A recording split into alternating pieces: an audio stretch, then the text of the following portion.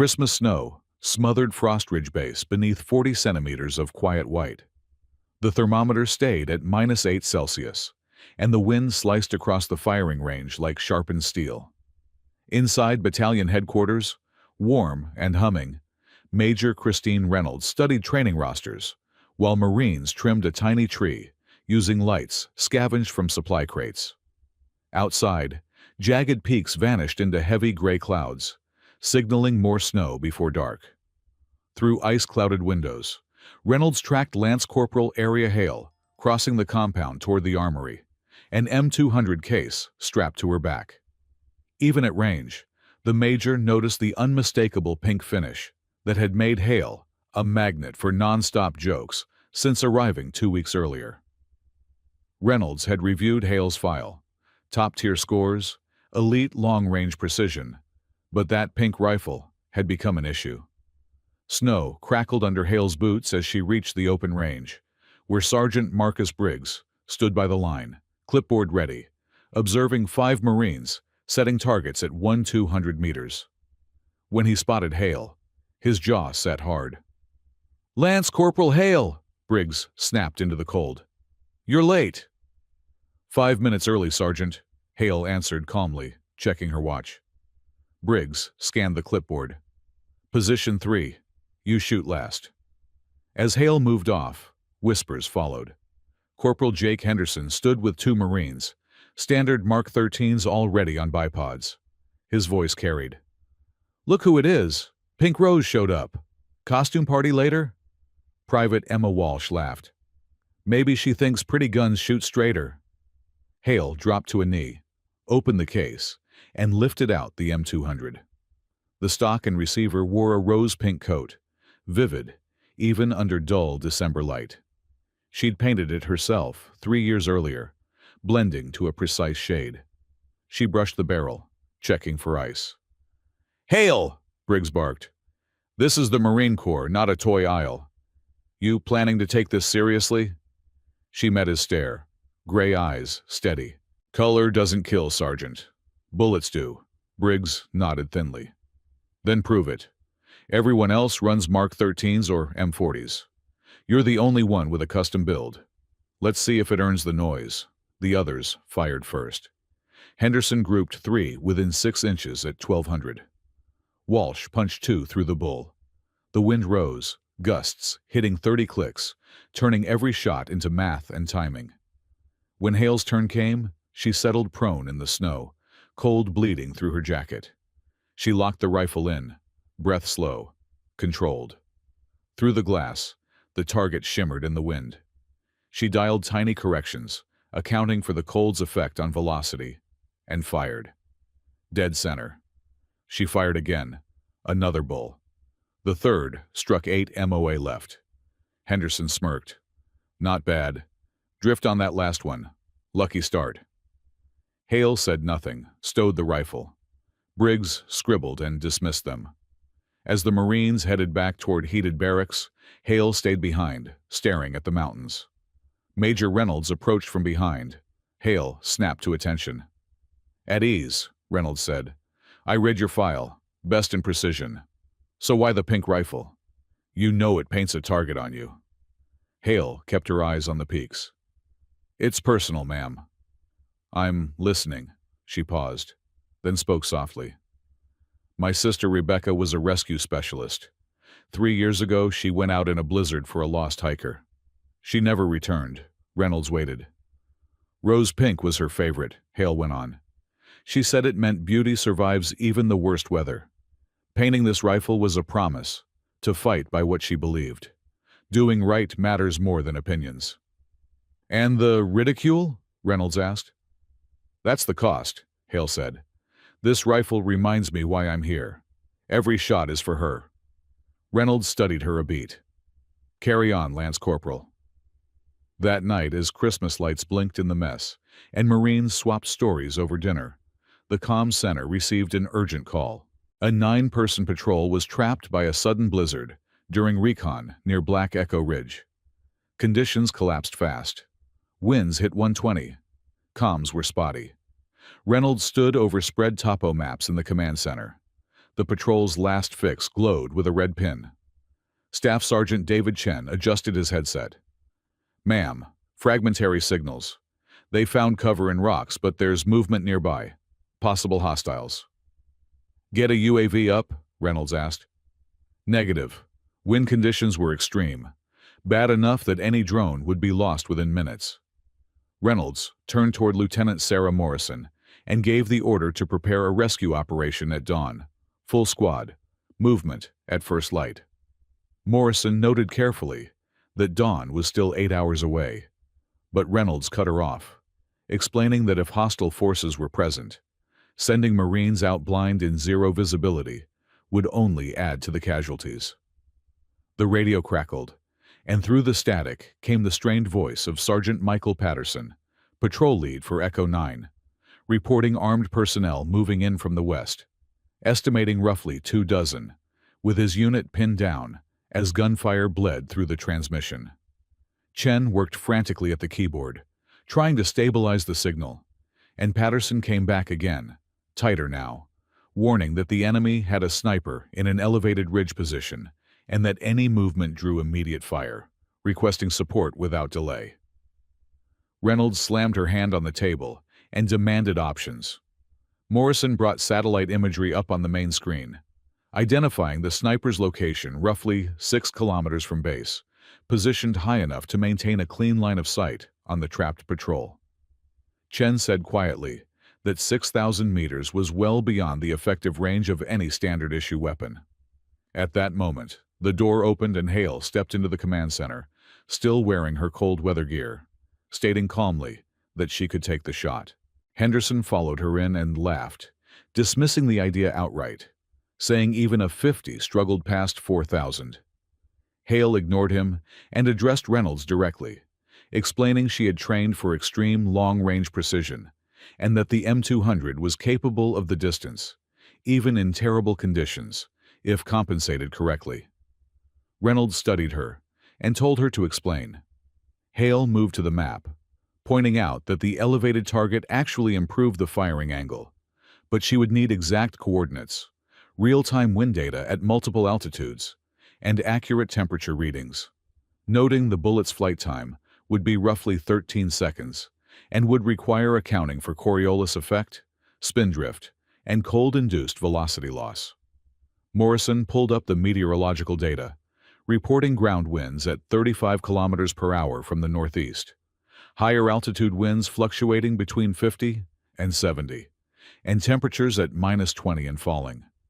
Briggs entered and objected, saying flatly that a 6,000-meter shot under those conditions was impossible, with too many variables, but Hale responded without emotion that one miscalculation meant 9 Marines would die and that she could do it. The radio cracked again, gunfire louder now, Patterson sounding desperate as he reported casualties and warned they would not survive the night without help.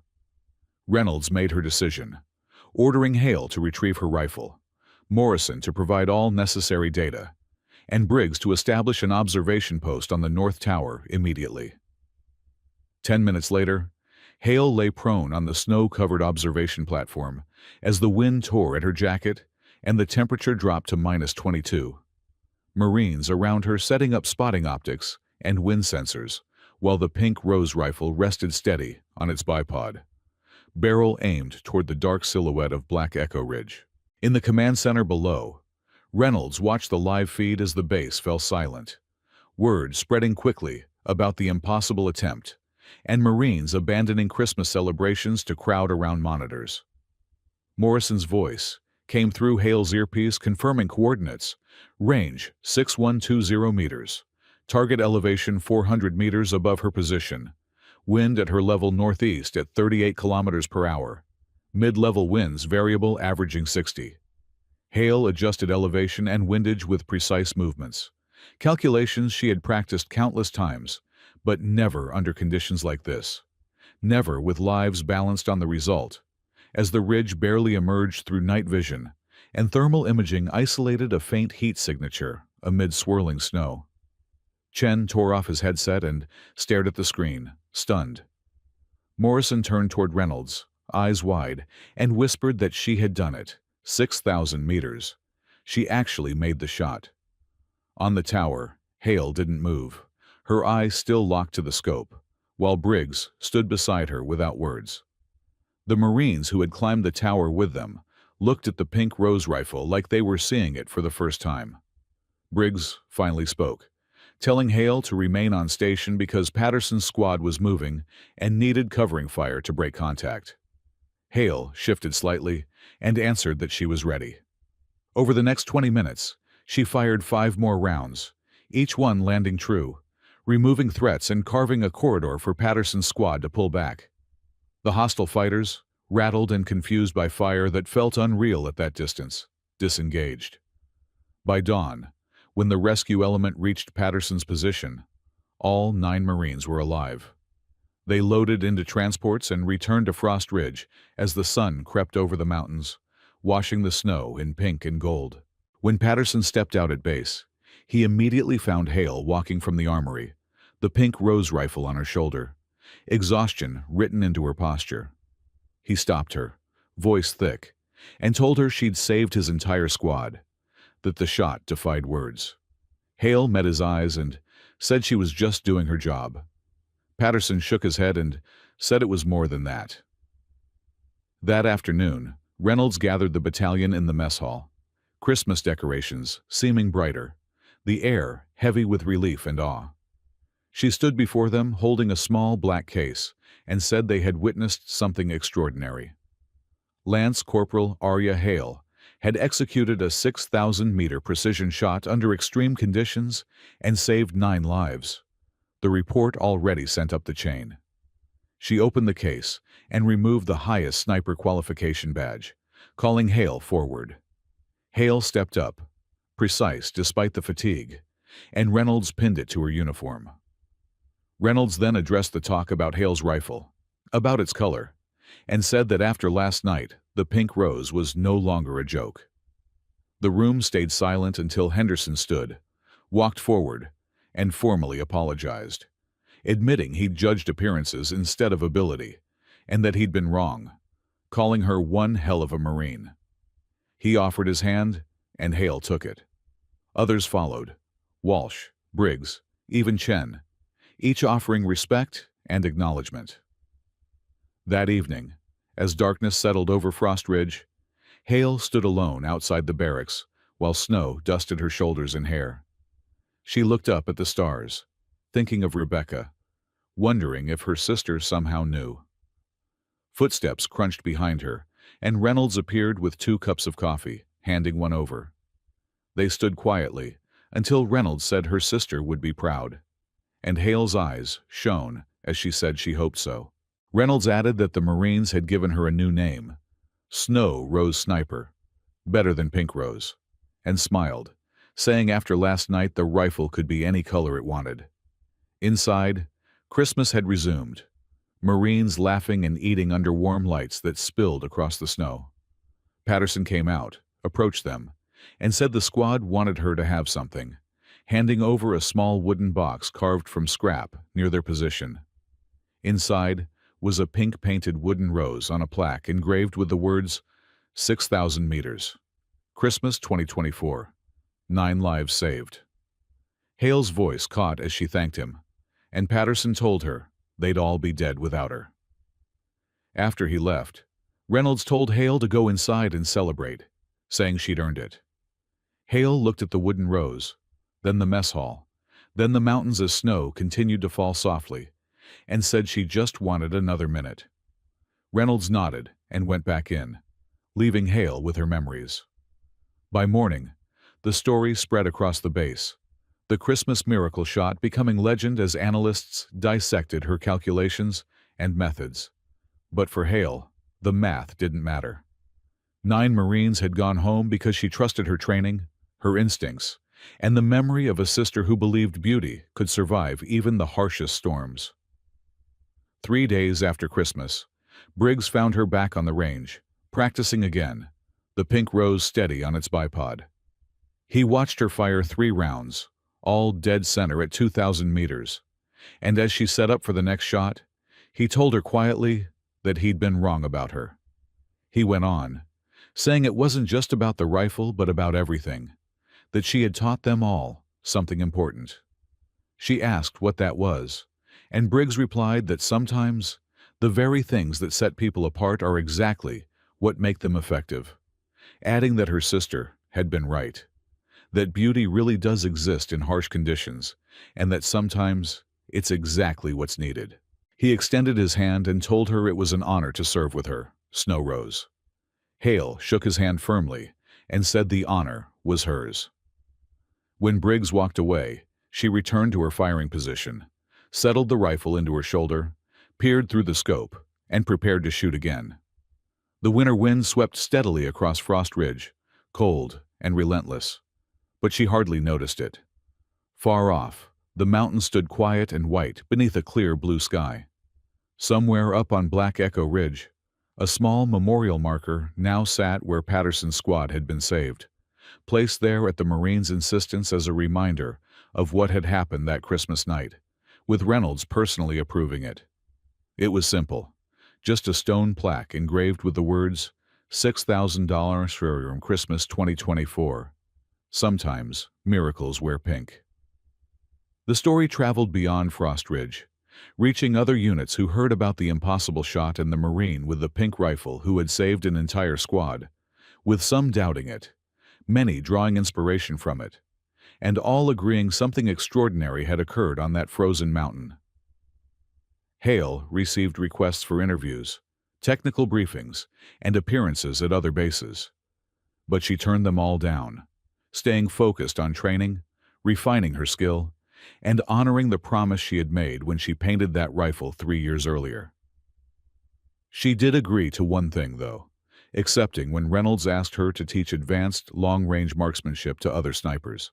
Once a week, she led range sessions, passing on her knowledge, her methods, and the mindset that had carried her through that impossible shot, telling her students that the numbers mattered, that they had to learn the math, master the physics, and understand every variable, but that when they were on the line and lives depended on them, they had to trust something more. The hours of practice turned into instinct, the part of themselves that understood the wind, not just as data, but as a living force, and their own sense of purpose. The students listened closely, taking notes and absorbing every word, and sometimes one would ask about the pink rifle, prompting Hale to smile and tell them about Rebecca, about choosing memory over conformity, and about believing that the things we carry, the colors we choose, and the promises we keep make us stronger rather than weaker. Winter tightened its grip on Frost Ridge as snow piled higher and temperatures sank further. But inside the base, something had shifted, and the pink rose rifle, once mocked, had become a symbol of conviction, of honoring those we love, and of the truth that excellence has no single form. On New Year's Eve, the battalion gathered again in the mess hall, and Patterson stood to raise a toast to Lance Corporal Hale, saying she had proven that courage comes in all colors, to the Snow Rose sniper, and to the impossible shots that save lives, with the Marines echoing the toast as their voices filled the room. Hale stood among them, accepting the moment with quiet grace and thinking again of her sister, knowing Rebecca would have loved seeing how something as simple as a color could become a statement of purpose, proof that the world doesn't have to be one way or another, and that we can choose our own path and walk it with pride. As midnight drew near and the countdown began, Hale slipped outside, beneath a sky sharp with stars, untouched by cloud or storm, looking up at the same lights that had shone on that Christmas night when everything changed. The door opened behind her, and Reynolds stepped out, followed by Patterson, Henderson, Walsh, Briggs, and others, and they said nothing, just standing with her and sharing the quiet. When the count reached 0 and the new year arrived, they cheered together, and in that sound was gratitude, respect, and the bond forged by those who had faced death together and lived. The next morning, Hale went back to the range. The pink rose rifle caught the winter sun, its bright finish standing out sharply against the snow. She set her position, peered through the scope, and moved into her practice rhythm, but this time felt different, When she fired now, it wasn't simple repetition anymore. It was instruction, a way of reminding the rifle, this tool that had gained a name of its own, of the weight it carried. Each round sent downrange served as a reminder, every strike on steel, a promise honored. In the weeks after the Christmas miracle shot, Frost Ridge began to change in ways no one expected.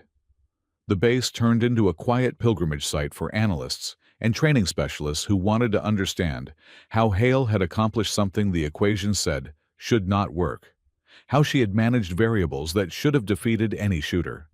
In early January, Colonel James Mitchell arrived from Division Headquarters, a renowned marksman with multiple long-range records, carrying skepticism barely masked by professional courtesy. He had read the reports and reviewed the data, but needed to see it firsthand. Reynolds met him at the helicopter pad as the rotors whipped snow into the air while they shook hands. Mitchell spoke with clipped authority, saying he needed to see Lance Corporal Hale immediately, and Reynolds replied that she would be on the range, as she was every morning. They found Hale exactly where expected, prone in the snow with the pink rose rifle steady on its bipod, firing on a target 5,000 meters out and making tiny corrections between shots. When she noticed them, she rose at once and saluted.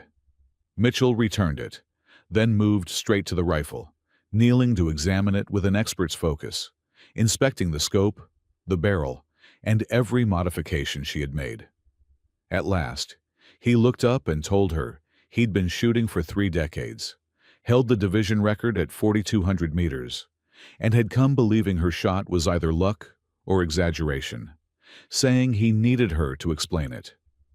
Hale met his eyes calmly and replied that she wasn't sure she could explain it cleanly, that the math mattered, but there had been something else. Something felt more than calculated. Mitchell frowned and said ballistics didn't work that way, and she answered respectfully that she knew, then asked if she could show him something. She gestured to the rifle and invited him to try a 6,000-meter shot. His skepticism shifted into interest as she explained the target was set on Black Echo Ridge near the original sniper position, same distance and similar conditions, a setup she practiced on twice a week. For the next 2 hours, Mitchell took the shot repeatedly, with Hale giving him every calculation and adjustment she used. He fired 12 rounds, and none came within 50 meters of the target, the wind, cold, and distance working against him every time. Worn down and humbled, he stepped back and told her it was her turn. Hale settled in, ran the numbers again for current conditions, made her adjustments, and fired. 13 seconds later, the spotter confirmed a center hit. Mitchell stared at her in silence, then surprised everyone by saluting.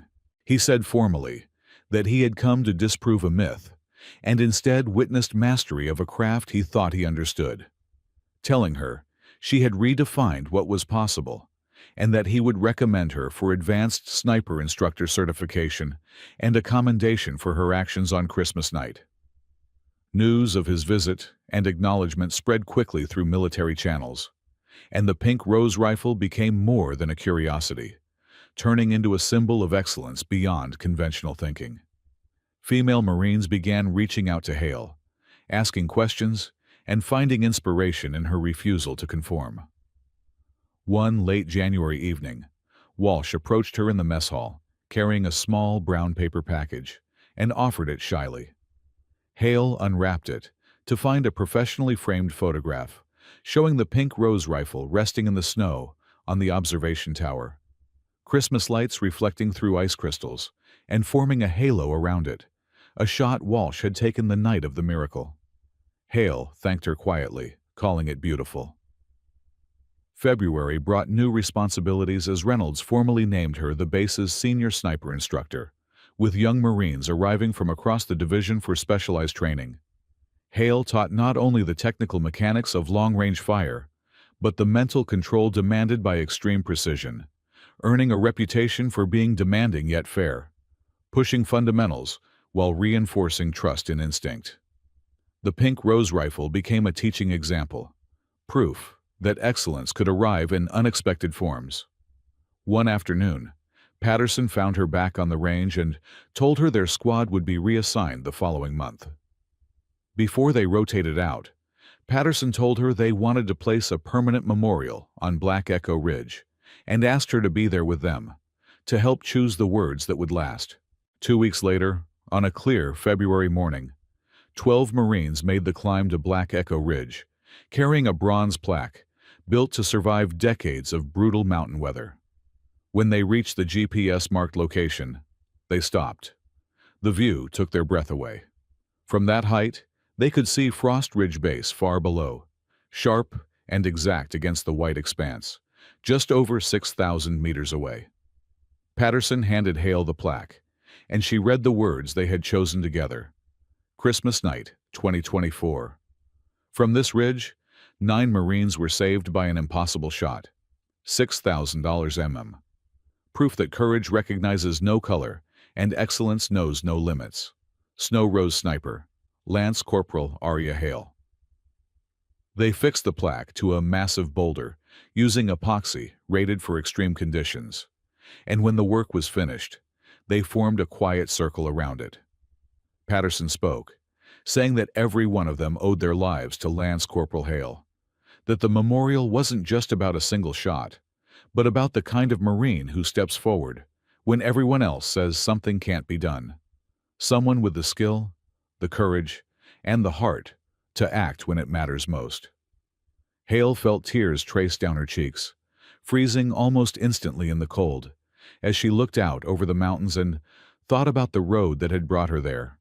Rebecca's loss, the choice to paint the rifle, the ridicule, the impossible shot, and now this moment, surrounded by Marines who respected her, not in spite of her choices, but because of them. She thanked them simply for trusting her when it counted. Years later, long after Hale had left Frost Ridge behind, the story would still be told. New Marines arriving at the base would hear about the Christmas miracle shot and make the climb to Black Echo Ridge to see the memorial for themselves. Some would dive into technical reports, studying the math behind what should not have been possible. But the real lesson wasn't found in equations. It was in understanding that excellence has no boundaries, that courage can wear any color, and that sometimes the very things that set us apart are what make us extraordinary. In the coldest winter, on the darkest night, with 9 lives hanging in the balance, a young Marine with a pink rifle did the impossible, and in doing so proved that beauty, honor, and lethal precision can exist together in perfect harmony.